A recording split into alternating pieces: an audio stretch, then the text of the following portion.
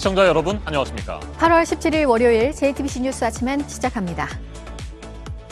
코로나19 확진자가 빠르게 늘면서 2차 대유행에 대한 위기감이 커지고 있습니다. 어제 0시부터 오후 6시까지 서울 지역에서만 66명의 확진자가 추가로 발생했고 경기도에서도 오후 5시까지 48명 늘었습니다. 입원 환자도 급증하면서 서울의 병상 가동률은 50%를 넘었고 경기도는 70%에 육박하고 있습니다. 방역당국은 현 상황을 대규모 재유행의 초기 단계로 규정하고 서울 경기 지역의 사회적 거리 두기를 2단계로 높였습니다. 전광훈 사랑제일교회 목사를 정부와 서울시가 동시에 고발한 가운데 검찰은 전 목사의 보석을 취소해 줄 것을 법원에 청구했습니다. 지난 3월 구속 기소된 전 목사는 사건과 관련되거나 위법한 집회에 참가하지 않는 조건으로 한 달 뒤 풀려났는데 이번에 광복절 집회 참가를 신도들에게 독려하고 집회 무대에 올라 발언도 했습니다. 경찰도 광복절 집회 불법 행위에 대한 본격적인 수사에 나섰습니다. 집회 주최자와 주요 참가자 등 4명에 대해 이미 출석을 요구했고 자가격리 위반 등 감염병 예방법 위반 혐의로 서울시로부터 고발을 당한 전광훈 사랑제일교회 목사에 대해서도 출석을 요구할 방침입니다. 코로나 대유행을 신속하게 막기 위해 정부가 총력 대응에 나섰습니다. 어제 문재인 대통령은 범국가적 역량을 총동원하고 병상 부족 문제에도 대비하라고 지시하면서 일부 교회의 집회 참여는 국가 방역 시스템에 대한 도전이라고 비판했습니다. 장마가 끝나면서 전국적으로 폭염이 찾아왔습니다. 밤사이 서울 등 중부 일부와 남부 대부분 지방에서는 열대야가 나타났고 낮에도 대구가 37도, 서울이 33도까지 오르는 등 전국적으로 덥고 습한 날씨가 이어지겠습니다. 트럼프 미국 대통령의 정치 행보를 적극적으로 지원했던 막내 동생이 숨지면서 조 바이든, 해리스, 민주당 대통령, 부통령 후보가 애도를 표했습니다. 트럼프 대통령에 대한 공세도 중단했습니다. 서울의 코로나19 확진자가 어제 0시부터 오후 6시까지 18시간 동안 66명 추가로 늘었습니다. 누적 확진자 수는 2,000명을 넘어섰습니다. 경기도에서도 오후 5시까지 공식 집계된 어제 하루 신규 감염자가 48명에 이르는 것으로 파악됐습니다. 서울을 비롯한 수도권 지역의 코로나19 확산세가 매우 빠릅니다. 수도권 2차 대유행과 전국 재확산에 대한 우려가 갈수록 커지고 있습니다.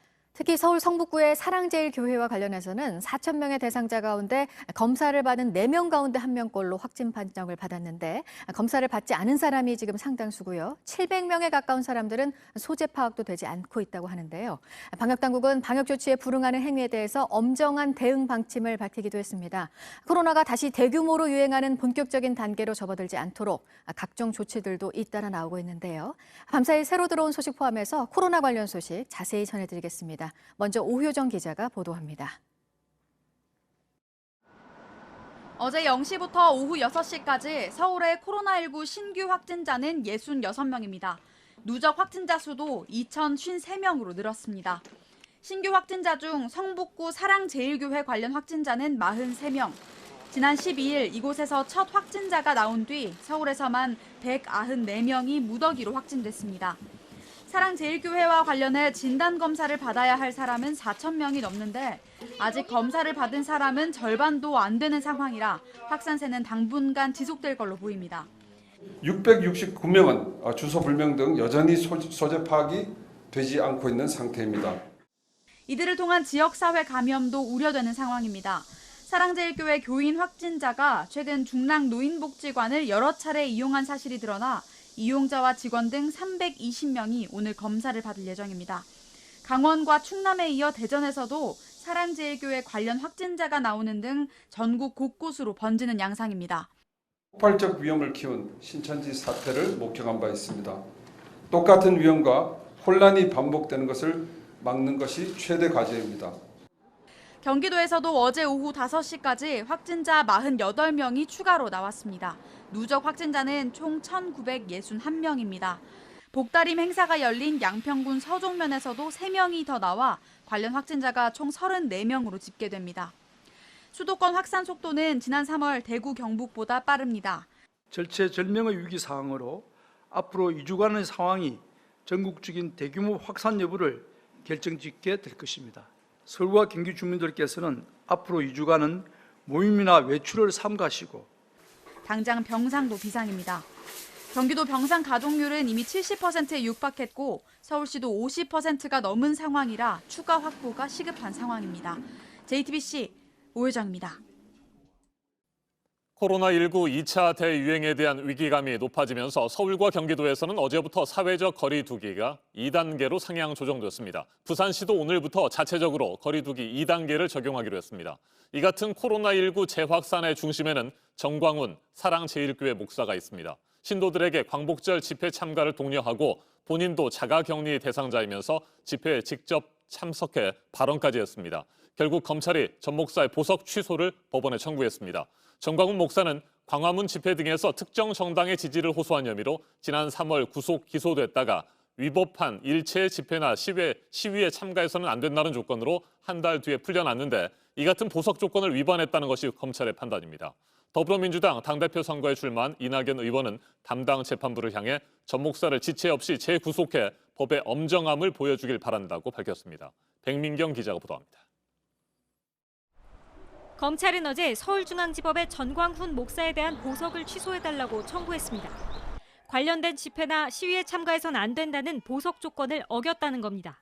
일단은 그 집회 금지가 돼 있기 때문에 재판부에서 허락하기까지는 집회는 제가 좀.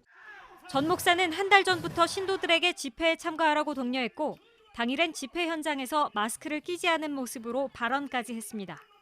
전 목사가 이끄는 사랑제일교회 관련 확진자는 어제 기준 249명이고 전 목사 본인도 자가격리자입니다.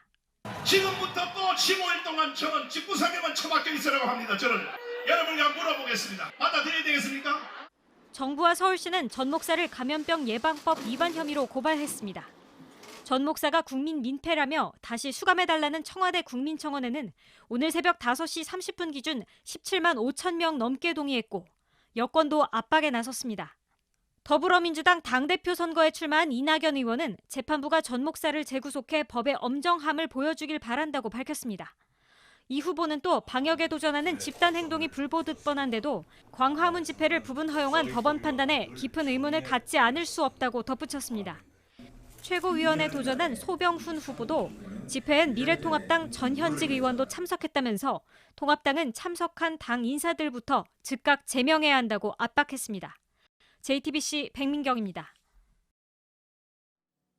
당초 서울시는 광복절 집회를 금지했습니다. 하지만 법원은 집회 시간이 짧고 신고 인원 수도 100명이라며 사회적 거리 두기를 지키면서 모일 수 있다는 이유로 집회를 허가했습니다. 그리고 자가격리 대상자인 정광훈 목사는 문제의 집회에 참석해 연설까지 했습니다. 검찰의 판단대로 전 목사가 보석 조건을 어긴 것은 아닌지 오효정 기자가 따져봤습니다. 정광훈 목사는 지난해 광화문 집회에서 보수 정당들을 지지해달라고 발언하는 등 사전 선거 운동을 한 혐의로 재판을 받고 있습니다. 구속되자 건강상 급사 위험이 있다며 보석을 청구했고 법원은 이를 받아들여 지난 4월 석방했습니다. 단 사건과 관련되거나 위법한 집회에는 참가하지 않는 조건이 달렸습니다. 하지만 전 목사는 그제 보수단체 일파만파의 집회에 모습을 드러냈습니다. 헌법을 지키자는 운동을 한다는데 누가 광화문 집회를 반대해? 누가 막을 수 있어? 전 목사 측은 보석 조건을 어긴 게 없다는 입장입니다. 앞서 서울시가 광복절 집회를 금지했지만 법원이 이에 반발하는 주최 측 주장을 받아들였기 때문입니다.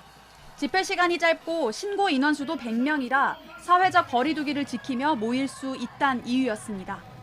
하지만 허가를 받지 않은 단체들도 해당 집회에 대거 몰린 만큼 경찰은 불법 집회로 번졌을 수 있다고 보고 수사 중입니다.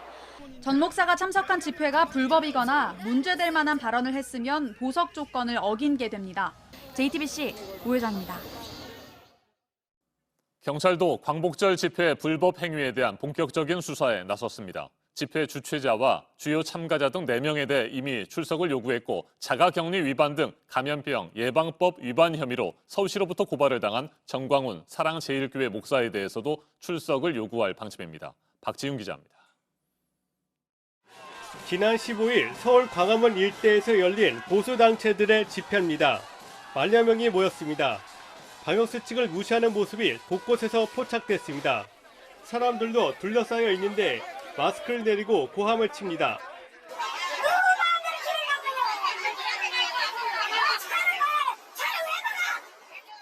구호도 마스크를 내리고 외칩니다.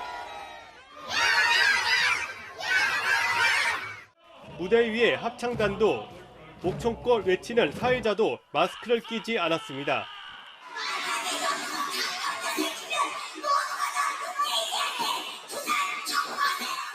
사랑제일교회 정광훈 목사는 연단에 오른 뒤 아예 마스크를 벗고 연설을 시작했습니다. 경찰은 코로나19 대유행 위기 상황 속에서도 대규모 집회를 강행한 주최 측에 대해서 본격 수사에 착수했습니다. 주최자와 주요 참가자 등 4명에 대해선 출석을 요구했습니다. 경찰과 폭행이나 해산 명령 불응 혐의로 체포된 30여 명에 대해서 최종 자료 분석 등 혐의 확인 작업을 진행하고 있습니다. 이들 중 죄질의 나쁜 사람들에 대해선 도주 우려 등을 고려해 구속영장 신청도 검토 중입니다. 경찰은 자가 격리 위반 등 감염병 예방법 위반 혐의로 고발된 정광훈 목사에 대해서 보건당국과 협의하며 출석을 요구할 방침입니다. 집회 참가자들의 감염병 예방법 위반 여부도 살피고 있습니다. JTBC 박지윤입니다. 문재인 대통령은 광복절 집회에 대해 국가 방역 시스템에 대한 명백한 도전이자 용서할 수 없는 행위라고 강하게 비판했습니다. 정광훈 목사처럼 자가 격리를 해야 할 사람들이 이 같은 대규모 집회에 참가해 정부의 방역 체계가 근본부터 흔들렸다고 판단한 겁니다. 이승필 기자가 보도합니다. 문재인 대통령은 노영민 비서실장 주재로 열린 코로나19 상황 점검 회의 결과를 보고받고 지시도 내렸습니다. 지금은 매우 엄중한 상황으로 코로나19 방역이 중대 고비를 맞았다며 정부가 범국가적 역량을 총동원해 확산 저지에 나설 것을 주문했습니다. 일체의 위법 행동에 대해서는 국민 안전 보호와 법치 확립 차원에서 엄단할 것. 청와대 핵심 관계자는 광화문 집회와 관련해 대통령의 엄중한 인식이 반영됐다고 설명했습니다. 코로나19가 다시 확산되는 상황에서 자가격리 대상자인 전광훈 목사와 사랑제일교회 신도들이 대규모 집회에 참석한 것을 두고 강한 우려를 나타낸 겁니다. 문 대통령은 앞서 페이스북 글에서 일부 교회의 집회 참여는 국가 방역 시스템에 대한 명백한 도전이며 국민 생명을 위협하는 용서할 수 없는 행위라고 비판했습니다. 또 당분간 신천지 이후 우리 방역의 성패를 가늠하는 고비라며 이를 극복할 수 있는 힘은 오직 국민에게 있다고 호소했습니다. JTBC 이승필입니다. 지난 15일 광화문 집회에는 미래통합당 현역 의원도 참석했던 것으로 확인됐습니다. 바로 홍문표 의원입니다. 홍 의원은 JTBC 취재진과의 통화에서 지역 주민들에게 인사하러 잠시 들렀다고 밝혔습니다. 정정문 기자입니다. 코로나 전염 우려 속에 열린 광화문 집회에 홍문표 미래통합당 의원이 참석한 사실이 뒤늦게 알려졌습니다. 현역 의원의 집회 참여는 홍 의원이 유일했습니다. 홍 의원은 JTBC와 통화에서 지역구 주민들에게 잠시 인사를 하기 위해 10분가량 머물렀을 뿐이라며 공개 발언도 하지 않았다고 말했습니다. 통합당에선 김진태 민경욱 전 의원도 집회에 참여했습니다. 이 정권 이제 머지않았습니다. 이 사악한 사회주의 독재 정권 끝장내야 하지 않겠습니까? 김 전 의원은 연설 이후엔 마스크를 내린 상태로 지지자들과 인사를 나누기도 합니다. 민 전 의원도 이번 총선은 부정선거라는 주장을 이어갔습니다. 이들의 집회 참여는 중도 외연 확장을 위해 보수 집회에 참여하지 않은 최근 당 지도부의 전략과도 맞지 않습니다. 배준영 대변인은 광화문 집회와 관련해 코로나19의 방역을 위해 모든 국민은 정부의 방역 지침에 적극적으로 협조해야 한다며 집회 주최 측과 참석 인사들을 에둘러 비판했습니다. JTBC 정종문입니다. 네, 코로나 확산 상황에 대한 우려가 이렇게 또다시 커지면서 정부의 방역 조치에 대한 지적도 이어지고 있습니다. 특히 종교 활동에 대한 방역 단계를 더 높여야 한다는 목소리가 높은데요. 교회에 대해서 온라인 예배로 전환해야 한다는 것도 그 가운데 하나입니다. 김재현 기자입니다. 정부는 교회의 가급적 온라인 예배를 당부한다고 말했습니다. 특히 주말을 맞아 종교시설의 예배는 가급적 온라인으로 전환하여 주시고 소모임이나 공동식사는 하지 않으시기를 당부드립니다. 하지만 대부분의 교회는 그대로 현장 예배를 했습니다. 입구에서 QR코드로 신분을 인증하고 한 명씩 체온도 재는 등 방역에는 신경 썼습니다. 예배를 제외한 소모임이나 식사는 중단한다는 안내도 이어집니다. 소모임 이 예배 후의 모든 모임은 당분간 이 예배에 발표되고 모든 모임을 하지 않습니다. 하지만 현장 예배가 결국 교인들 간 개별적인 모임으로 이어질 가능성이 높다는 지적도 나옵니다. 게다가 예배 자체도 정기적인 모임이어서 강제적인 온라인 예배 등 종교 활동에 대한 방역 단계를 더 강화해야 한다는 목소리도 높습니다. JTBC 김재현입니다. 네, 또 이렇게 상황이 되기 전부터도 지적이 됐던 부분이 마스크를 대부분 벗고 음료를 마시고 또 대화를 하는 카페에 대해서였습니다. 이번에 파주의 스타벅스에서 확진자가 40명 가까이 나오면서 스타벅스 측이 수도권 매장 좌석수를 줄이는 조치를 내놨습니다. 서영지 기자입니다. 굳게 닫힌 문에는 휴점 안내문이 붙었습니다. 지나가는 인적도 드뭅니다. 스타벅스 파주 야당점 관련 코로나19 확진자는 어제 13명 늘었습니다. 지난 8일 확진자가 매장에 다녀간 후 관련 확진자는 모두 36명이 됐습니다. 이들은 지난 8일 오후 해당 매장을 이용했거나 매장을 이용한 지인을 접촉했던 것으로 알려졌습니다. 스타벅스는 고객 간 안전거리 확보를 위해 서울과 경기에 있는 모든 매장의 좌석수를 30% 줄인다고 밝혔습니다. 서울 잠실에 있는 롯데월드는 어제 확진자가 다녀간 사실을 확인하고 오후에 급히 문을 닫았습니다. 확진자는 그제 롯데월드 어드벤처를 이용한 것으로 확인됐고 롯데월드몰은 방문하지 않은 것으로 조사됐습니다. 확진자의 롯데월드 내 구체적인 이동 경로는 역학 조사 중입니다. 롯데월드는 지난 6월에도 확진자가 방문해 일시 폐쇄했지만 당시 확진자가 최종 음성 판정을 받아 다시 문을 연 바 있습니다. JTBC 서영지입니다. 네, 수도권 학교들에 대한 조치도 나왔습니다. 다음 달 11일까지 등교 인원을 3분의 1로 하도록 했습니다. 감염이 확산되고 있는 서울 성북구, 강북구의 모든 학교들, 그리고 경기도 용인과 양평의 일부 학교들은 원격 수업이 2주 동안 진행이 됩니다. 박영우 기자입니다. 가장 비상이 걸린 곳은 서울시 교육청입니다. 먼저 사랑제일교회 주변인 성북구와 강북구, 관내 모든 학교에 대해 2주간 원격 교육이 실시됩니다. 성북, 강북 교육지원청 관내 모든 학교는 2주간 원격으로 전환하고 학원에 대해서도 2주간 휴원을 강력하게 권고하고자 합니다.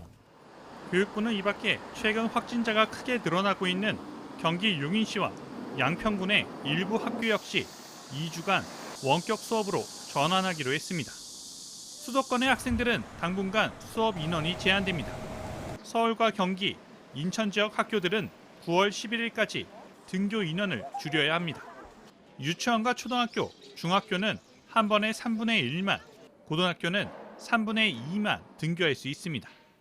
방역 수칙을 지키지 않는 학원에 대해서는 집합 금지와 벌금 부과 등의 조치를 엄격하게 집행할 계획입니다.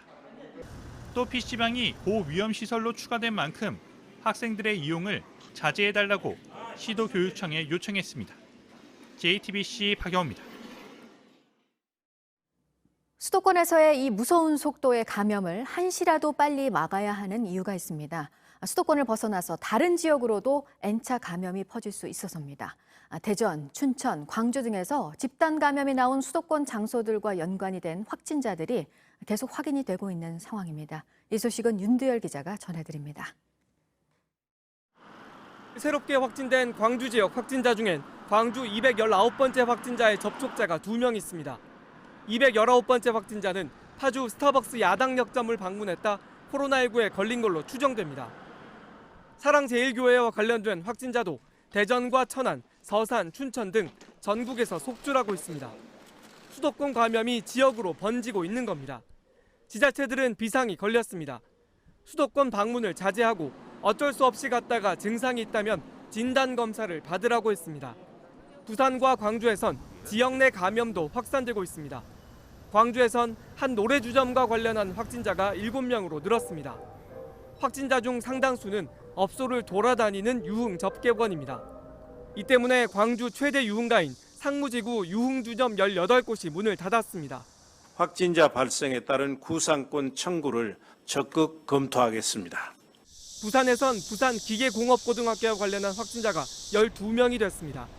학생이 4명, 이 학생과 접촉한 가족 등이 8명입니다. 부산시는 이틀 연속 8명씩 확진자가 나오는 등 확산세가 이어지자 서울, 경기와 마찬가지로 2단계 사회적 거리 두기를 시행하기로 했습니다. JTBC 윤두열입니다. 네, 지금까지 대규모 대유행의 초기 단계로 지금 방역 당국이 판단하고 있는 국내 코로나19 상황 자세히 전해드렸습니다.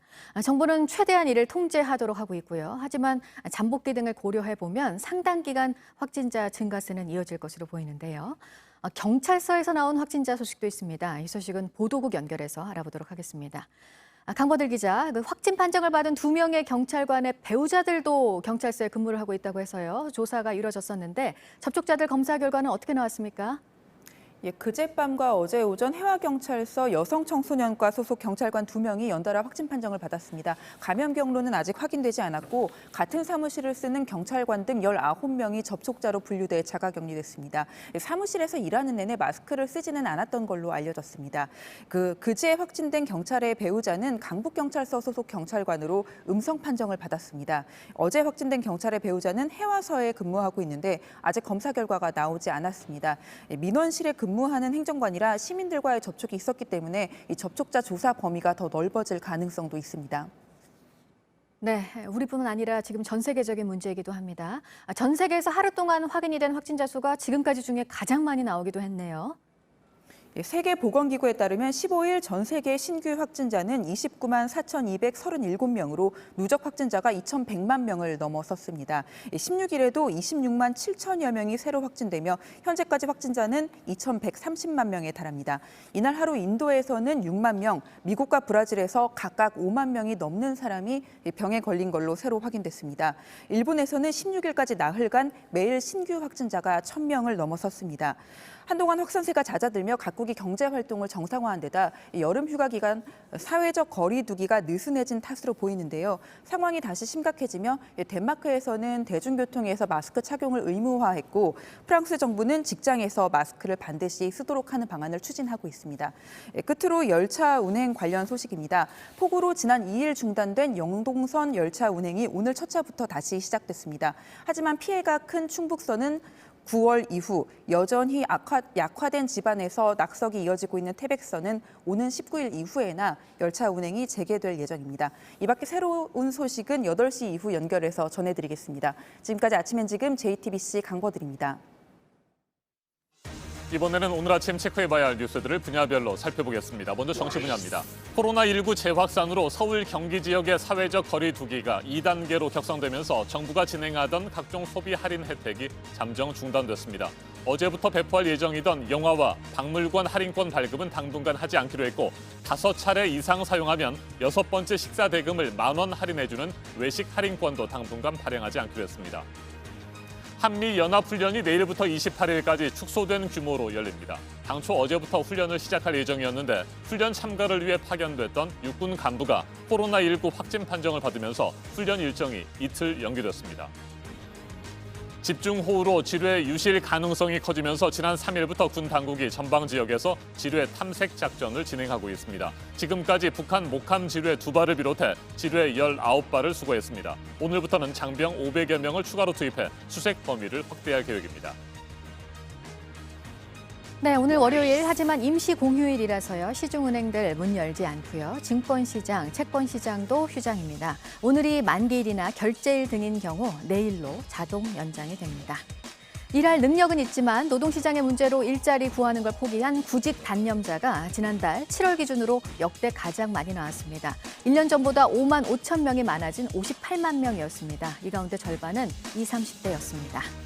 지난해 아이스크림 수출액이 사상 최대였습니다. 올해 들어서 상반기까지 수출액도 지난해 같은 기간보다 7%가량 늘었습니다. 수출이 많이 되는 나라는 미국, 중국, 베트남 순이었는데요. 하반기 실적에 따라 올해도 역시 최대 수출액 기록을 경신할 가능성이 있습니다.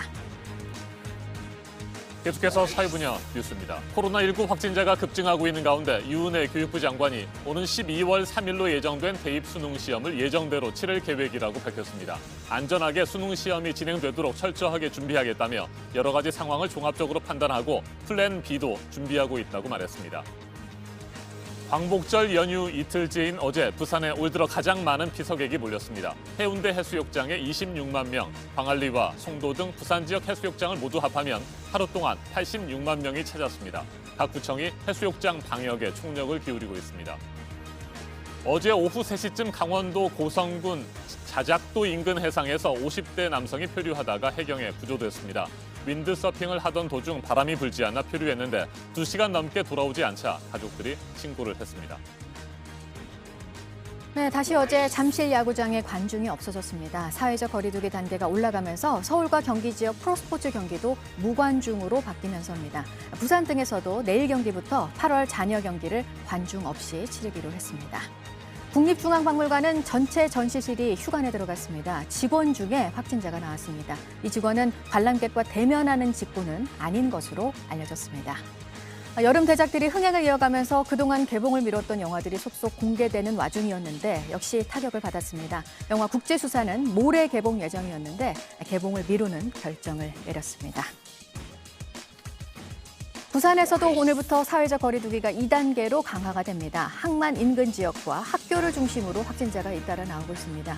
고위험시설 특별 점검은 이달 말까지, 원격 수업 기간도 이번 주까지 각각 연장이 됩니다. 해외 유입 외국인 확진자가 방역 조치를 따르지 않으면 오늘부터는 치료비 전액을 본인이 부담해야 합니다. 검사 결과를 허위로 제출하거나 격리 명령을 위반하는 경우 등이 해당이 됩니다. 이번 집중호우로 인한 피해가 어느 정도고 어떻게 지원을 할지 정부가 오늘 입장을 밝힐 예정입니다. 어제 조명래 환경부 장관은 댐 관리에 대한 조사를 철저히 하고 특별재난구역 지원 기준도 현실에 맞게 대책을 세우겠다고 밝혔습니다. 분야별 뉴스들 체크해드렸습니다. 날씨도 체크해드립니다. 역대 가장 길었던 장마가 끝나고 무더위가 찾아왔습니다. 밤사이 서울과 대구를 포함한 전국 곳곳에는 최저기온이 25도를 웃도는 열대야가 나타났습니다. 덥고 습한 날씨가 이어지면서 전국 대부분 지역에는 폭염특보가 발효 중입니다. 충청도와 남부지방, 제주도에는 폭염경보가 내려져 있고 서울과 경기도, 강원도에는 폭염주의보가 내려져 있습니다. 전국의 낮 기온이 33도를 웃돌겠고 대구는 37도까지 오르겠습니다. 무더운 날씨와 강한 햇볕 속에 자외선 지수도 매우 높겠습니다. 일사병, 열사병과 같은 온열 질환도 조심하셔야겠습니다. 현재 기온은 서울 26도, 대전 25도, 광주 26도, 부산 27도로 어제와 비슷합니다. 낮 기온은 어제보다 조금 더 오르며 덥겠습니다. 서울 33도, 대전 34도, 전주 35도, 대구는 37도까지 오르겠습니다.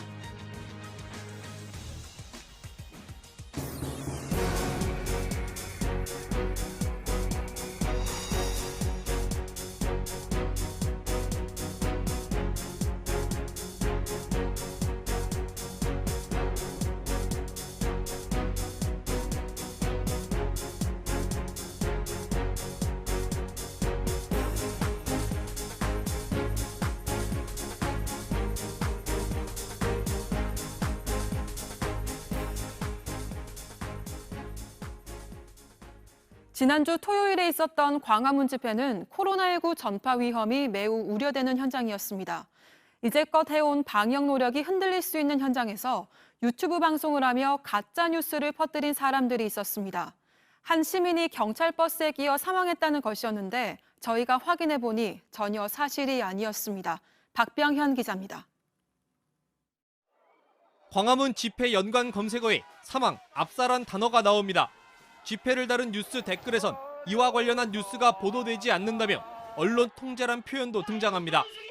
유튜브에도 영상을 올리며 경찰과 정부를 비판하는 목소리가 나왔습니다. 집회에 참가한 한 남성이 경찰 버스 사이를 지나가던 중 버스가 갑자기 움직여 차 사이에 끼었다는 내용입니다. 이 사건이 진짜 맞나 확인해봤더니 사실이 아니었습니다. 당사자를 구급차에 실려보냈다는 경찰 관계자는 처음엔 의식이 없다 했는데 구급차 타고 나선 의식도 있었다며 서울대병원에 도착 후엔 걸어다니고 진료를 안 받아도 괜찮다고 해서 집으로 돌아간 걸로 확인했다고 말했습니다. 경찰은 주차해놓은 버스 사이로 지나가다 끼인 것으로 보인다고 말했습니다. 일반적인 경우 집회 시작 전 경찰은 집회 동선을 미리 예상하고 각 지점에 경찰 버스를 주차해 놓습니다. 버스를 10cm 간격으로 주차를 해놓기 때문에 사람들이 그 사이를 지나갈 수도 없고 또 집회가 한창일 땐 버스가 움직일 일이 없다는 게 경찰의 설명입니다. 경찰은 블랙박스 영상 분석 결과 교통사고가 없었던 것으로 판단해 내사를 끝낸다고 밝혔습니다. JTBC 박병현입니다. 휴일인 어제 강원 지역에서 물놀이 관련 사고가 잇따랐습니다. 어제 오후 3시쯤 속초 청호해수욕장에서 물놀이를 하던 60대 남성이 물에 빠져 주변 피서객들에게 구조됐지만 숨졌습니다. 해경은 이 남성이 일행과 술을 마신 뒤에 혼자 바다에 들어가고 나서 움직임이 없어 피서객들이 구조했다는 목격자들의 진술을 토대로 정확한 사고 경위를 조사하고 있습니다. 앞서 12시 20분쯤에는 삼척시 용화해수욕장에서 40대 남성이 딸이 떠내려가는 모습을 보고 구조에 나섰다가 숨졌습니다. 어제 오후 1시 40분쯤 인천시 중구 연안부두의 인근에 있는 연호랑 등대 앞바다에서 50대 남성이 물에 빠져 숨졌습니다. 이 남성은 구조대의 응급처치 이후 인근 병원으로 옮겨졌지만 치료를 받다 숨졌습니다. 해경은 목격자 진술과 주변 CCTV 등을 확보해 정확한 사고 원인을 조사하고 있습니다. 부산의 미국 영사관 앞에서 인화성 물질을 들고 있던 50대 남성이 경찰에 붙잡혔습니다. 이 남성은 어제 오전 6시쯤 부산 진구에 있는 미 영사관 앞 복도에서 부탄가스 등 인화성 물질이 든 가방을 들고 있다가 신고를 받고 출동한 경찰에게 붙잡혔습니다. 경찰은 이 남성의 진술이 오락가락하고 있어 병원 치료를 받게 한 뒤에 신병 처리를 결정하기로 했습니다.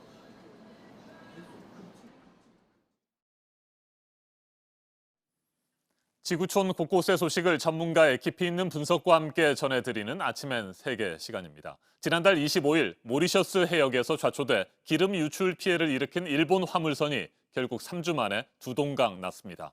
모리셔스 국가위기관리위원회는 현지 시간 15일 이 같은 상황을 공개하면서 최악의 상황이 발생했다고 설명했습니다.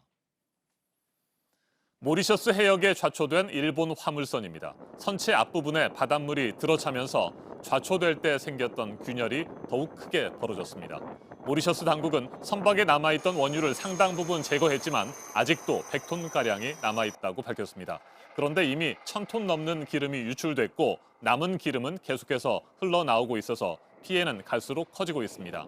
와이파이를 접속하려고 선박을 육지 가까이에 붙이려다가 산호초에 걸려서 좌초됐다는 일본 화물선 선원들의 진술도 나왔습니다. 천국의 섬이라는 별명을 가진 아프리카 인도양의 작은 섬나라 모리셔스. 하지만 이제 그 어디에서도 천국의 모습은 찾아볼 수 없게 됐습니다. 잿빛으로 변한 바다 위에서는 죽은 물고기들이 떠다니고 모래사장은 시커먼 기름밭이 됐습니다. 수천 종의 생물은 멸종 위기에 놓였습니다. 현지 관광업체 관계자의 말 직접 들어보시겠습니다. Natural reserve with endemic and endangered species. There is the pink pigeon, there's giant tortoises, there's a tree there that's said to be 400 years old. 모리셔스 주민들은 피해를 조금이라도 줄이기 위해서 발벗고 나섰습니다. 머리카락이 기름 제거에 효과적이라고 알려지자 자발적으로 머리카락을 잘라서 기부하는 행렬이 이어지고 있습니다. 기름띠 확산을 막는 임시 방벽을 만들고 양동이와 삽을 들고 나와 직접 기름을 퍼내기도 합니다. 자원봉사에 나선 지역 주민의 말도 들어보시겠습니다. It's probably one of the heaviest affected places that this oil spill has hit, and yeah, as you guys can see here, let me just turn my camera around. Just look inside here in these mangroves. I mean, come on, how are we supposed to clean this? 모리셔스 당국은 환경 비상사태를 선포했습니다. 전문가와 좀 더 자세하게 짚어보겠습니다. 윤상훈 녹색연합 사무처장 전화로 연결되었습니다. 사무처장님 안녕하십니까? 네, 안녕하세요. 네, 국내외 환경단체들은 모리셔스가 가장 끔찍한 환경 위기 상황에 놓였다고 판단을 하고 있습니다. 해양 기름 유출이 단지 수질 오염으로 끝나는 것이 아니라는 건데 앞으로 어떤 피해들이 구체적으로 계속해서 발생할까요? 네, 저희가 2007년도 12월 달 태안에서 삼성 허베이스피리토 기름 유출 사고 당시 사례로 한번 피해를 유추해 볼 수 있는데요. 네. 구체적으로는 당시 이제 태안에서 전남 해안까지 타르 덩어리가 유입될 정도로 피해 범위가 상당했고, 그리고 기름 제거에 쓰이는 유처리제에 의한 2차 피해 무시할 수 없을 겁니다. 그리고 어업과 관광업으로 생계를 꾸려가던 지역 주민들에게 심각한 물질적, 정신적 피해를 입힐 텐데요. 모리셔스도 마찬가지일 거고요. 그리고 기름 유출로 인근의 양식장, 굴, 김, 바지락, 어패류가 대량 폐쇄했던 상황들도 있습니다. 뿐만 아니고 다양한 환경 피해 나타날 텐데요. 야생 동식물의 영향이라든지 물새와 산호 서식지 파괴된다든지 국제적 보호구의 지형 훼손들이 발생할 것이고요. 모리셔스의 생태계 파괴는 물론 현재 관광에 대부분 의존한다고 하고 있는데 아마도 국가 경제가 위기 상황에 처할 것은 거의 뻔한 상황인 것 같습니다. 네, 모리셔스 주민들 앞서 전해드린 것처럼 피해 복구에 총력을 기울이고 있습니다. 그럼에도 불구하고 모리셔스가 과거의 모습으로 완전히 돌아가는 것은 현실적으로 어렵지 않겠느냐 이런 우려들이 나오는데 어떻게 생각하세요? 네, 맞습니다. 2007년 태안에서 발생해서 서해 전역을 덮친 기름띠가 거의 10년 만에 제거되었거든요. 네. 생태계 복원되는데도 빨라야 10년이고 현지에서는 30년 이상 예측을 하고 있습니다. 모리셔스 해변에 가득한 산호초와 맹그로브 숲, 그리고 이곳에 사는 물고기, 물새가 기름으로 다 뒤덮였는데요. 모리셔스 해변은 전 세계적으로도 아주 독특한 생태계 민감 지역이고 국제적 보호구역이라고 합니다. 그리고 주민 건강 피해도 좀 걱정이 되는데 사진이나 영상을 보면 방제복을 착용하지 않거나 심지어 마스크도 쓰지 않고 맨손으로 기름을 닦아내는 주민들을 볼 수가 있습니다. 안타깝지만 당시 태안 사고 이후에도 몇 분의 주민들이 목숨을 스스로 끊기도 했는데 외상 후 스트레스 장애, 주민 건강 피해 충분히 올 수 있습니다. 대비를 해야 할 것입니다. 자, 그래서 모리셔스 당국은 국제사회의 도움을 촉구하고 있습니다. 국제사회 그리고 우리가 지원할 수 있는 것들은 뭐가 있을까요? 가장 첫째는 방제이겠죠. 이번 사건은 인재라고 이야기를 하고 있습니다. 특히 일본 정부가 이 방제에 최선을 다해야 될 거라고 보여지고요. 둘째는 보상인데요. 아마도 이제 국제조약상 배상 책임은 일본 선주에 있고 이 기름 유출로 인해서 피해 배상액 최대 10억 달러, 1조 조금 넘을 텐데 이 보험에 가입되어 있습니다. 이 추정 피해액으로 방제 작업이나 업 양식장 피해, 관광 피해, 특히 이제 환경 피해가 얼마나 되는지 이 피해 추정액을 산정을 하고 이걸 보상을 받을 수 있도록 노력을 국제적으로 기울여야 될 것 같고요. 그리고 마지막으로 언론의 역할이 좀 크지 않을까 생각을 하고 있습니다. 주민들이 어떤 요구사항을 가지고 있고 어떤 부분이 힘든 건지 생계 대책에 대한 피해자 중심의 재난 정보를 좀 제공하고 피해 보상과 주민 건강 피해가 끝까지 추적이 될 수 있도록 보도되어야 될 것이라고 보고 있습니다. 알겠습니다. 윤상훈 녹색연합 사무처장이었습니다. 신이 모리셔스를 먼저 창조하시고 그것을 본떠 천국을 만들었다. 작가 마크 트웨인은 모리셔스를 다녀온 뒤 이렇게 말했다고 합니다. 하지만 천국의 섬이 지금은 그야말로 기름 지옥으로 변했습니다. 모리셔스가 하루빨리 옛 모습을 되찾을 수 있도록 모리셔스와 일본 정부는 물론이고 국제사회의 노력이 절실합니다. 지금까지 아침엔 세계였습니다.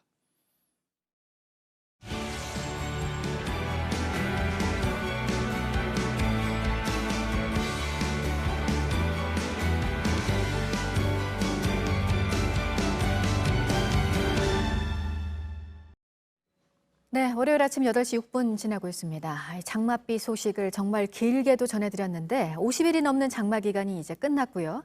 중부지방에서도 폭염과 열대야가 이제 본격적으로 시작됐습니다. 오늘 서울이 33도, 대구는 37도까지 올라갑니다. 이번 주에 비 소식은 없습니다. 이재승 기자입니다. 낮 동안 달궈진 공기가 식지 못하면서 전국 대부분 지방에서 무더운 밤이 이어졌습니다.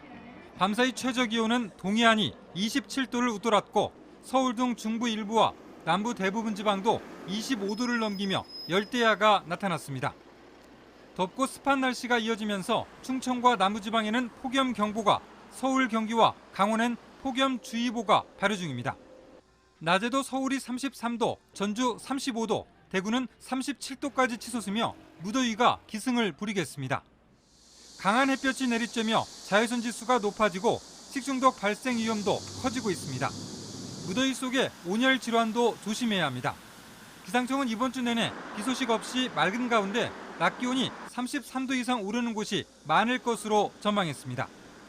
한편 어제 종료된 장마는 1973년 관측 이후 가장 긴 장마로 기록됐습니다. 서울 등 중부지방은 54일간 이어졌고 남부지방 38일, 제주는 49일간 장마가 지속됐습니다.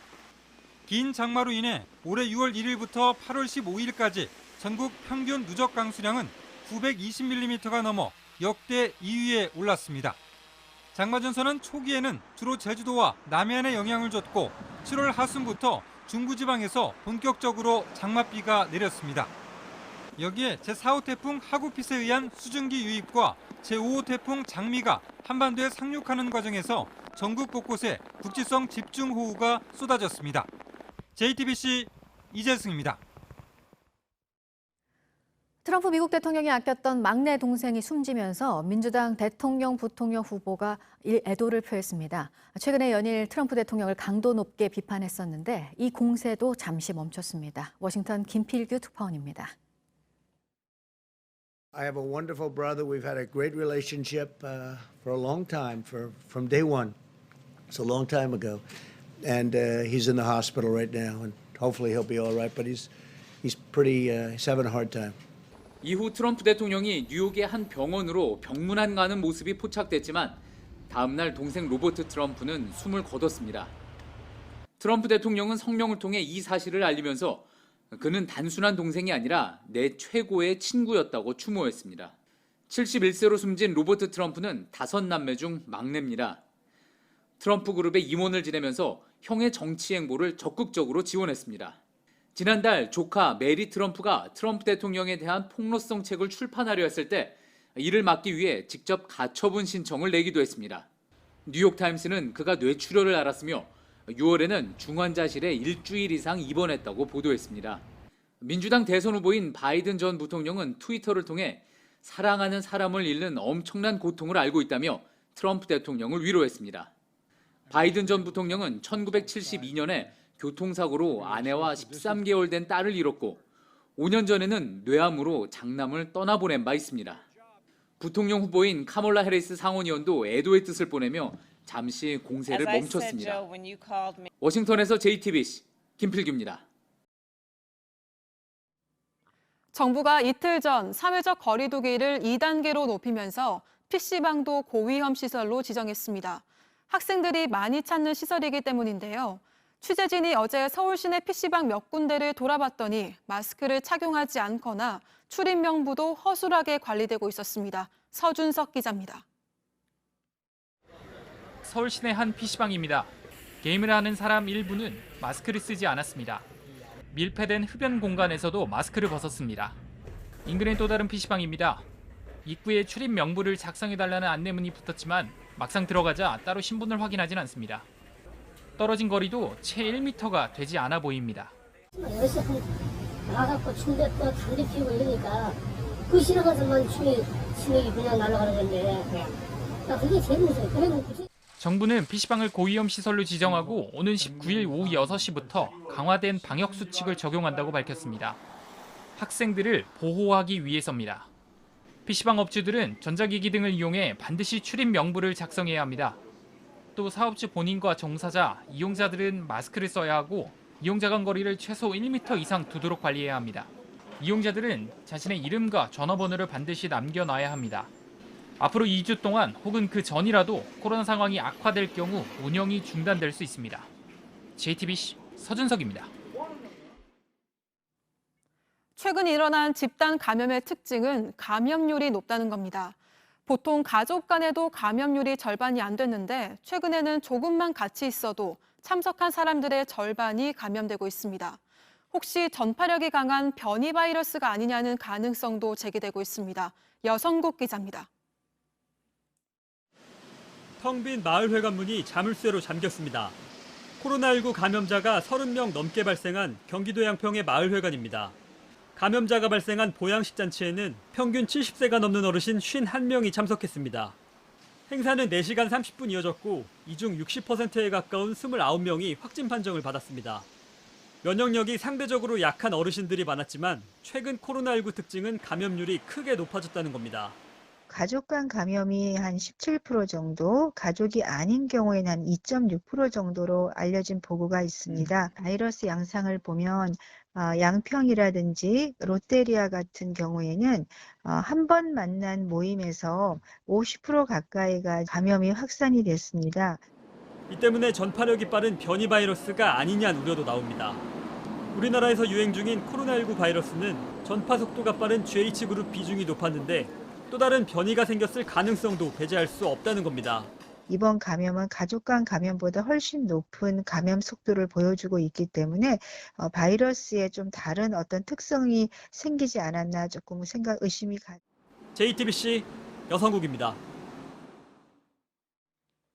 서울을 비롯한 수도권 지역의 코로나19 확진자가 연일 급증하고 있습니다. 2차 대유행의 위기감이 고조되고 있습니다. 문재인 대통령은 어제 범국가적 역량을 총동원해 코로나19 확산 저지에 나서라고 정부에 지시했습니다. 지난 15일 광복절 집회에 대해서는 국가 방역 시스템에 대한 명백한 도전이자 용서할 수 없는 행위라고 강하게 비판했습니다.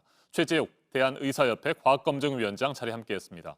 어서 오십시오. 안녕하세요. 네, 서울과 경기도 수도권 지역의 코로나19 확진자가 계속해서 늘어나고 있습니다. 2차 대유행의 위기감이 고조되고 있다고 앞서서 말씀을 드렸었는데 이미 시작이 됐을까요?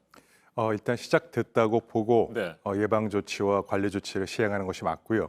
2차 유행이 정말 시작되느냐 안 됐느냐의 여부는 이제 한 일주일 정도 지나면 이제 알 수 있습니다. 벌써 한 3일 정도가 증가했기 때문에 이제 이 3일 내로 판단이 될 거라고 보고 있습니다. 네, 이번 주 일주일이 고비라는 말씀이신데 네네. 그렇게 보는 이유는 뭔가요? 예, 아시다시피 이 코로나19 바이러스의 감염 경로는 14일 잠복기를 고려해서 네. 피크, 즉 발병 양상을 보는 것이 중요하고요. 그래서 첫 번째 이 일주일간의 발생이 정점을 찍고 내려오느냐 내려오지 않느냐 아니면 계속 증가하느냐 여부를 판단하는 것이 대유행의 판단 여부를 가늠할 수 있는 그런 중요한 잣대입니다. 그래서 이번 일주일 이 굉장히 중요한 판단 시점이 되겠습니다. 그렇다면 더 이상 추가 확산되지 않도록 이번 주에 집중적으로 해야 할 일들은 뭐가 있겠습니까? 네, 지금 말씀하신 대로 굉장히 중요한 부분이기 때문에 네. 정부는 사회적 거리두기 2단계를 이제 향상해서 관리를 강화했고요. 그에 따라서 국민 여러분, 그다음에 특히 위험 시설에 종사하시는 분과 이용하시는 분들, 뭐 지금 마지막 주인공은 이제 교회를 중심으로 한 그런 상황이 되겠습니다만 또 여러 가지 야외 집회 이런 부분들에 적극적으로 협조해 주시는 것이 즉 이용과 모임을 자제해 주시는 것이 그리고 개인 위생을 철저히 해 주시는 것이 제일 중요한 관건이 되겠습니다. 네. 그런데 사회적 거리두기 2단계가 실제로 효과를 나타내기 위해서는 최소 뭐 일주일에서 2주일 정도가 걸리기 때문에 네네. 일찌감치 2단계를 넘어서 3단계 거리두기로 가야 된다. 이런 지적들도 있거든요. 이 부분에 대해서는 어떻게 생각하십니까? 네, 아직은 그렇게 시행을 곧바로 할 네. 상황은 아니라고 보고요. 지금 2단계도 이제 시행한 지 이제 며칠 안 됐습니다. 그리고 2단계 시행한 걸 보고 지금 아까 말씀드린 대로 감염 발생 경향이 추세가 줄어드는지 유지되는지 감소되는지 보고 전국적인 혹은 3단계로 향상하는 것에 대한 판단하는 것이 필요합니다. 다만 3단계로 가게 될 경우를 대비해서 여러 가지 조치 상황과 그에 대한 상황을 준비도 하고 국민들에게 소상히 미리 알려드리는 것은 필요하겠죠. 네. 서울과 수도권 지역뿐만이 아니고요. 전국적으로 재확산될 우려도 큰 상태 아니겠습니까? 특히 지난 15일 문제의 광복절 집회에 참석했던 사람들이 뭐 전국 곳곳에서 모였다는 얘기들이 나오고 있으니까요. 만약에 이 사람들이 서울 광화문 집회에서 코로나19에 감염된 뒤 각 지역에 돌아가가지고 또 추가 전파를 시키게 된다면 큰 문제 아니겠습니까? 예, 그런 점 뭐 여러 전문가가 네. 우려하고 있습니다. 그래서 이 참에 말씀을 드리면 광복절 대집회에 참여하셨던 모든 분들이 이제 각각 지방으로 돌아가셨을 네. 때 개인적인 위생과 관리 부분, 그다음에 혹시라도 있을 감염 가능성에 대비해서 조치와 협조를 적절히 해주시길 바라고요. 뭐 결론적으로 말씀드리면 가족 간의 감염과 혹시라도 있을 증상이 네. 있다면 바로 신고하시고 선별진료 검사를 통해서 코로나19 검사 받으시는 게 좋겠고요. 그 외에 지금 휴가철입니다. 아직. 그렇죠. 이 휴가철에도 지금 지방으로 많은 부분들이 주민들이 이동이 지금 확산되고 있습니다. 그래서 이 부분도 어쩔 수 없이 휴가철이라서 이용하시더라도 모임이라든지 또 공중이용시설이라든지 이런 부분은 모여서 같이 식사하는 거라든지 개인 위생을 철저히 해주시는 거는 정말 필요하다고 생각합니다. 네. 광복절 집회에 참석했던 사람들은 뭐 특별한 증상이 없더라도 뭐 미리 진단 검사를 받는 것도 좋지 않겠습니까? 지자체별로 좀 이제 그런 지침은 좀 네. 상이합니다만 필요하다면 그런 적극적으로 검사 받으시는 게 좋겠고요. 뭐 사실 저 역시도 마찬가지입니다. 저도 제가 증상이 있건 없건 필요하다면 저도 여러 차례 검사 받았습니다. 그런 것처럼 그렇게 선제적이고 적극적으로 내 개인 위생도 중요하잖아요. 네. 또 가족도 중요하니까 그렇게 적극적으로 필요한 검사도 받고 스스로 관리하는 자세를 보여주시는 것이 가장 중요하다고 생각합니다. 네. 정광훈 목사가 이끌고 있는 사랑제일교회도 그렇고요. 교회를 중심으로 해서 급속히 퍼져나가고 있는 모습입니다. 네네. 네.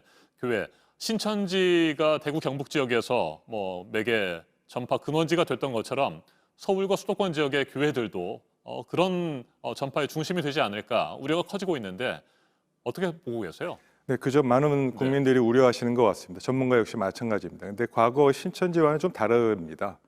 과거 신천지 때는 이제 진단 검사 방법이라든지 방역 수준이라든지 이런 부분이 지금과는 많이 이렇게 강화되지 못했을 때고요. 네. 지금은 어느 정도 그런 부분이 체계가 잡혀 있고 또 이런 부분들 적극적인 검사도 하고 있고 추적자 파악이 되고 있습니다. 또 규모도 그렇게 크진 않습니다. 네. 다만 지금 급격히 증가하고 있는 속도가 첫 번째 환자 나온 게 12일입니다. 네. 물론 보고는 13일 날 됐습니다. 보고 13일 날 되고 지금 3일째 만에 거의 뭐 100 몇십 명이 지금 제가 숫자 기억을 못 죄송합니다. 그렇게 증가하지 않았습니까? 이런 급격한 증가세가 혹시라도 과거의 경우와는 달리 바이러스가 혹시 달라진 것은 아닌지 혹은 다른 양상으로 이 감염이 폭발적으로 증가하는 것이 이때 개입이 된 것인지 아닌지를 판단하는 건 중요합니다. 네. 왜냐하면 과거의 이 관리 방식과는 관리 방식으로는 적절히 통제가 안 되는 새로운 원인이 있다면 찾아야 되겠죠. 그래서 그 부분 좀 역학조사를 통해서 밝혀지고 있는 거고요.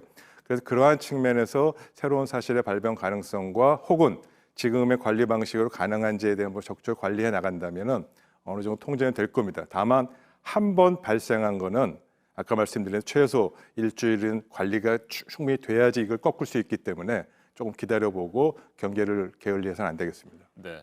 코로나19 바이러스가 진화, 발전하고 있는지 이 부분을 살펴야 된다 이런 말씀이신데 실제로 그동안의 상황과 비교를 해보면 현재 코로나19의 전파 속도가 굉장히 빠른 상황입니까? 네, 지금 현재까지 나온 보고로 의하면 이 감염 경로가 발병 양상을 볼 때 감염 재생산 지수라고 하죠. 네. 참석한 분 중에 반 이상 50%가 감염이 됐습니다. 한 번의 모임으로만. 네. 그래서 이런 부분은 굉장히 주목할 만한 부분이고요. 물론 바이러스의 변이 자체만 설명하지 않을 수도 있습니다. 네. 밀폐된 정도와 또 밀집된 정도와 환기 정도와 또 개인의 접촉 여부에 따라 달라질 수 있기 때문에 그런 거 영향을 줘서 감염 폭발적으로 증가할 수도 있고 또 지금 사랑제일교회 이번에 감염이 증가되신 분들은 거의 대부분 50대, 60대 고령자분들입니다. 감염이 더 잘 될 수밖에 없는 상황이어서 이런 걸 종합적으로 보고 판단할 것입니다만 그러할 가능성, 즉 바이러스의 변이 가능성의 모든 가능성을 열어놓고 조사해서 이런 부분을 확인하는 것은 반드시 필요하다는 관점에서 말씀드린 겁니다. 네. 지금 2차 대유행에 대한 위기감이 커지고 있는 것은 또 하나 조만간 가을이 시작된다는 건 아니겠습니까? 이제 뭐 여름 폭염이 지금 현재는 진행되고 있습니다만 잠시 후면 뭐 얼마 뒤에는 가을이 시작될 거고 또 겨울이 오게 되는데 기온이 더 떨어지게 되면 코로나19가 더 빠르게 번지지 않을까 하는 우려입니다. 이 부분 어떻게 보세요? 맞습니다. 그 점에 대해서는 여러 차례 전문가들과 방역 당국이 이 부분에 대한 우려를 말씀드렸고 이에 대한 준비도 계속 해오고 있습니다. 그래서 지금 상황으로는 어느 정도 우리가 완벽하지는 않더라도 이 부분에 대처를 가능할 수 있다라는 그 최선의 조치를 지금 준비하고 있습니다. 뭐 대표적인 게 이 계절성 독감에 대한 이 백신에 대한 문제라든지 기타 여러 가지 이 부분을 어떻게 효과적 접종을 가능하게 할 것인지 또 필요하다면 지금과 같은 이런 추가적인 사회적 거리두기 조치를 강화하는 이런 부분을 중요한 시점에서 준비하고 있는 시점에서 지금과 같은 집단 발병이 발생되지 않도록 하는 것이 가장 더 중요하겠죠. 그래서 좀 앞으로 빨리 지금 발생한 이 집단 발병과 감염의 증가 부분은 통제를 빨리 하는 것이 집단 대유행을 가을에서의 그런 부분을 예방할 수 있는 중요한 관건이 되겠습니다. 알겠습니다. 현재 할 수 있는 것은 뭐 사회적 거리두기를 철저하게 지키는 수밖에 없을 것 같습니다. 맞습니다. 네, 여기까지 듣겠습니다. 최재욱 대한의사협회 과학검증위원장이었습니다. 말씀 잘 들었습니다. 이틀 전 광화문 집회에서는 방역 지침이 완전히 무시됐습니다. 더욱이 집회 참석자들이 전국 곳곳에서 모인 것으로 추정돼 광화문 집회가 코로나19 전국 재확산의 도화선이 될 수 있다는 우려가 큽니다. 공다솜 기자가 보도합니다. 거리에서 상대방과 바짝 붙은 채 마스크를 내리고 소리를 지릅니다.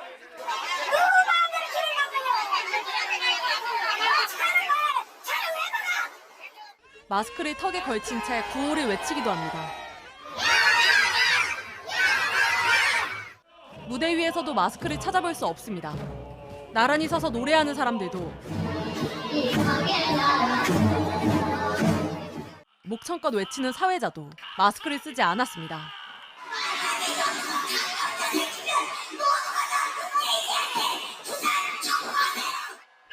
사랑제일교회 전광훈 목사는 무대에 올라가 말을 시작하며 오히려 마스크를 벗었습니다. 집회가 과열되고 충돌이 벌어지자 경찰과 시민들이 한데 엉킵니다. 사회적 거리두기는 실종됐습니다. 애초 100명이 모이기로 신고한 집회에는 그보다 훨씬 많은 사람들이 모였습니다. 집회 참가를 알리는 포스터엔 전국에서 차량을 문의하라고 적혀 있습니다. 코로나19의 재확산이 수도권만의 문제가 아닐 수 있다는 우려가 나옵니다. JTBC 공다솜입니다.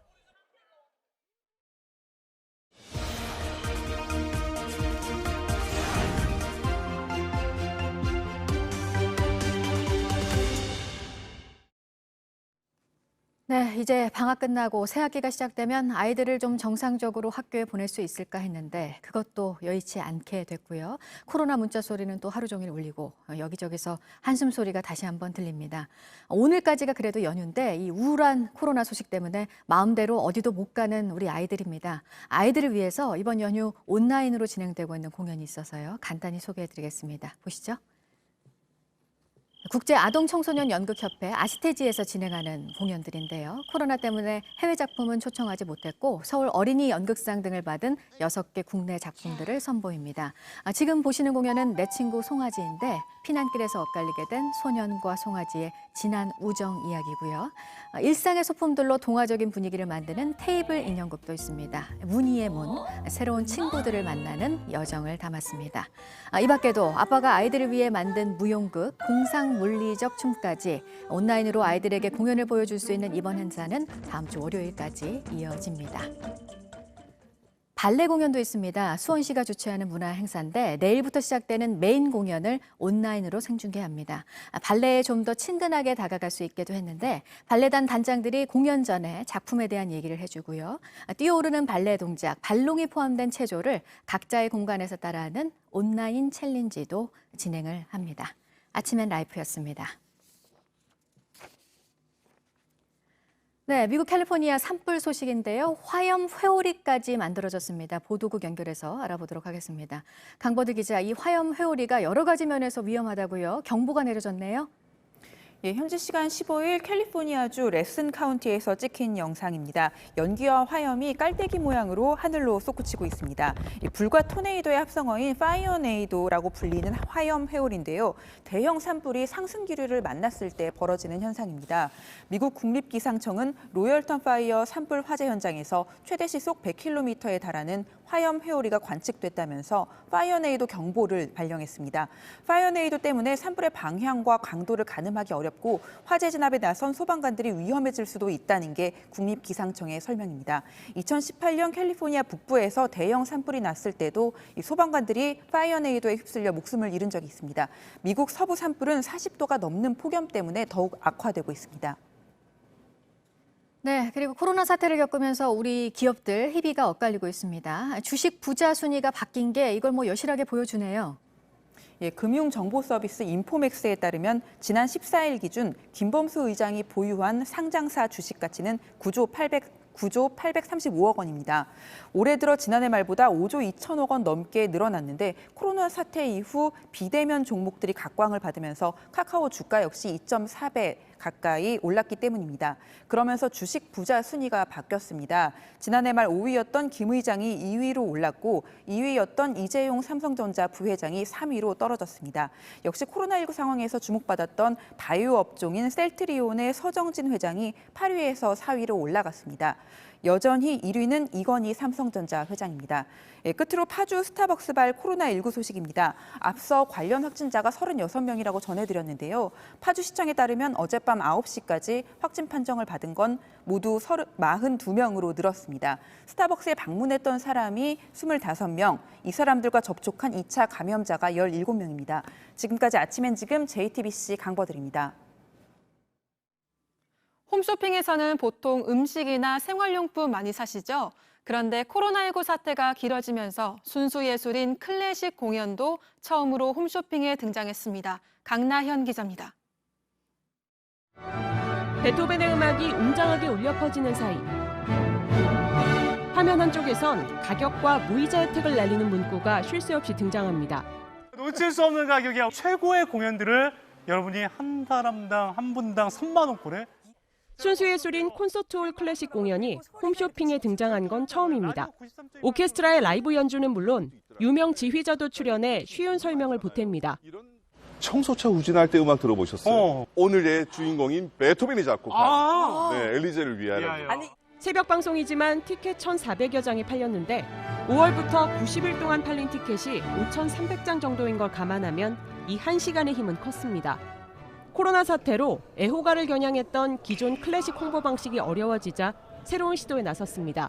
직접 전단을 제공한다든가 하는 식으로 그런 대면 홍보를 진행을 했었어요. 어렵다라고 생각하셨었던 분들이 친밀감을 갖게 할 수 있다는 게. 휴가철인데도 이동이 어려운 요즘 여행을 대신할 활동을 찾던 홈쇼핑 업체 전략과도 맞아떨어졌습니다. 클래식에 앞서 대중문화에선 이색 이벤트 성격으로 종종 홈쇼핑을 활용했습니다. 귤만 따로 판매도 하는지 물어보는 질문이 들어옵니다. 음반과 과일을 함께 팔며 라이브 공연도 하고 배우가 직접 나와 티켓 판매를 위한 뮤지컬 공연을 펼치는 시기입니다. 코로나로 비대면이 중요 방식이 된 가운데 관객 확보는 더 절실해지면서 순수예술 분야까지 진출한 문화계의 홈쇼핑 활용은 더 늘어날 것으로 보입니다. JTBC 강나현입니다. 밤사이 서울과 대구를 포함한 전국 곳곳에 열대야가 나타났습니다. 낮 동안에도 덥고 습한 날씨가 이어지겠습니다. 대부분 지방에는 폭염특보가 내려져 있고 강한 햇볕 속에 자외선 지수도 매우 높겠습니다. 낮 최고 기온은 서울 33도, 대전 34도, 전주 35도, 대구 37도로 어제보다 조금 더 높겠습니다. 기상청은 이번 주 내내 비 소식 없이 맑겠고 낮 기온이 33도 이상 오르는 곳이 많을 것으로 전망했습니다. 아침엔 뉴스워치, 오늘 하루 관심을 가지고 지켜봐야 할, 기억해야 할 뉴스 끝으로 정리해드립니다. 코로나19 확진자가 빠르게 늘면서 2차 대유행에 대한 위기감이 커지고 있습니다. 어제 0시부터 오후 6시까지 서울 지역에서만 66명의 확진자가 추가로 발생했고 경기도에서도 오후 5시까지 48명 늘었습니다. 입원 환자도 급증하면서 서울의 병상 가동률은 50%를 넘었고 경기도는 70%에 육박하고 있습니다. 방역당국은 현 상황을 대규모 재유행의 초기 단계로 규정하고 서울 경기 지역의 사회적 거리 두기를 2단계로 높였습니다.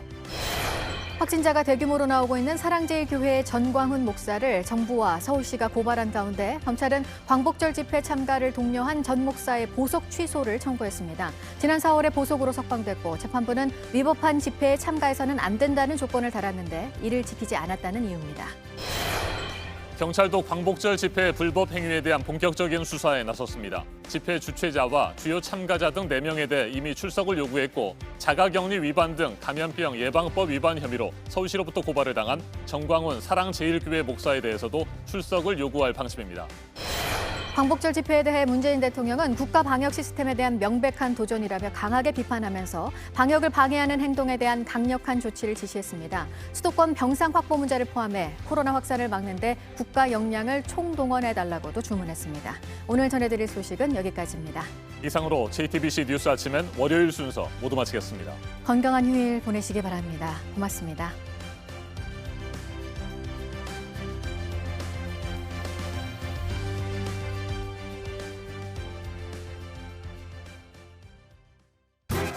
증거 남긴 거 없어? 찾았어. 단골집인 것 같아요. 형이 눈 관리 안 했어요?